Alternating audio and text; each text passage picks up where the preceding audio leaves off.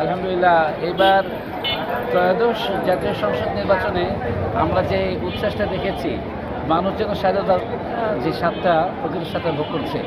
ইতিমধ্যে আমরা লক্ষ্য করেছি যে সকাল থেকেই আমি ফজরের পর থেকে যেটা দেখেছি চিত্র, জিগাতলা স্কুল কলোনি ইসলাম কলেজে সেন্টার, এখানে দুইটা প্রতিষ্ঠান আছে, জিগাতলা সরকারি মডেল প্রাথমিক বিদ্যালয় এবং কমিউনিটি সেন্টার। এই দুটাতে মোট 4টা কেন্দ্র আছে। এই 4টা কেন্দ্রের মানুষ ভোট দেওয়ার জন্য ফজরের পরে সে লাইন দিয়েছে। যে লাইনটা সকাল 7:30 নাগাদ এই লাইন অন্তত 200 লোকের লাইন হয়ে গিয়েছিল। এই যে একটা উচ্ছ্বাস, এর পরবর্তীতে দেখা যায় দিনের আলো বাড়ার সাথে সাথে এখন আবার প্রোগ্রামের শেষ টাইমে এসে পৌঁছেছে। একটা জিনিস বড় যে বিষয়টা লক্ষণীয় হয়েছে, মানুষ কোন দলে ভোট দিচ্ছে সেটা পরের বিষয়।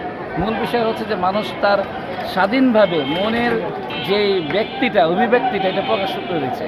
স্বাধীনতার পরবর্তী সময় এই ধরনের ঘটনা মানুষ কিন্তু আগে লক্ষ্য করেনি। এখন আলহামদুলিল্লাহ একটা সুন্দর সময় এসেছে।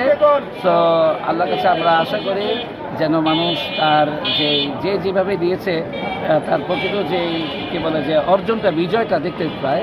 এখন বিজয়ের সুখ ভোগ করার জন্য আমরা অপেক্ষায় আছি। ইনশাআল্লাহ সত্য এবং সুন্দরের বিজয় হবে ইনশাআল্লাহ।